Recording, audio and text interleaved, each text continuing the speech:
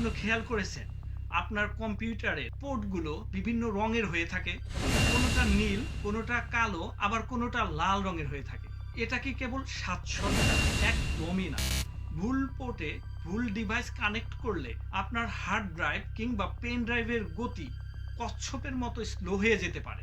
আজ আমরা কথা বলবো এই রঙের নেপথ্যের রহস্য নিয়ে। সঙ্গে থাকুন শেষ পর্যন্ত। শুরুতেই কথা বলা যাক সাদা ইউএসবি নিয়ে। এগুলো হলো সবচেয়ে পুরনো ইউএসবি। এটা ভার্সন 1 বা ইউএসবি 1.x। 1996 সালের এই প্রযুক্তির গতি ছিল সবচেয়ে কম। এখনকার দিনে এগুলো শুধু পুরনো কম্পিউটারেই দেখা যেতে পারে। এরপর এলো কালো ইউএসবি পোর্ট, যা ইউএসবি 2 নামে পরিচিত। এটি সাদার চেয়েও বেশ দ্রুত গতির হলেও বর্তমান যুগে এটি সেকেলে হয়ে গেছে। মাউস, কিবোর্ড কিংবা প্রিন্টারের মতো ছোটখাটো ডিভাইসের জন্য এই পোর্ট ঠিক আছে, কিন্তু বড় কোনো ফাইল ট্রান্সফারের জন্য এই পোর্ট আদর্শ নয়। আসল গতি শুরু হয় নীল ইউএসবি পোর্ট থেকে, যাকে বলা হয় সুপার স্পিড ইউএসবি 3। এটি কালো পোর্টের চেয়ে 10 গুণ বেশি দ্রুত। দামি এসএসডি বা পেন ড্রাইভ এই পোর্টে কানেক্ট করবেন।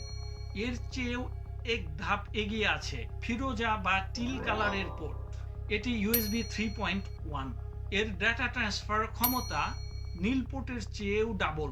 ওয়াও! অর্থাৎ গতির দুনিয়ায় এটি সত্যিকারের এক দানব। সবচেয়ে রহস্যময় হলো লাল এবং হলুদ পোর্ট। এগুলো সাধারণত প্রিমিয়াম পিসিতে থাকে।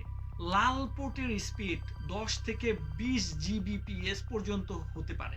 তবে এর সবথেকে বড় জাদু হলো স্লিপ অ্যান্ড চার্জ ফিচার।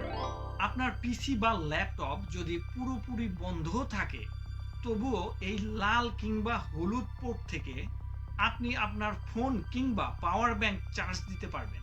ভ্রমণের সময় যখন ল্যাপটপ অন করা সম্ভব হয় না, তখন এই পোর্টটি আপনার সবচেয়ে বড় বন্ধু হতে পারে।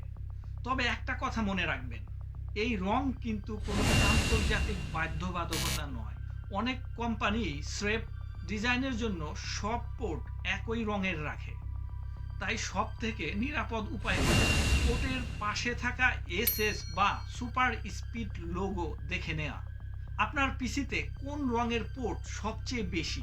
আর এই ভিডিওর আগে আপনি কি লাল পোর্টের রহস্য জানতেন? কমেন্টে আমাদের জানান।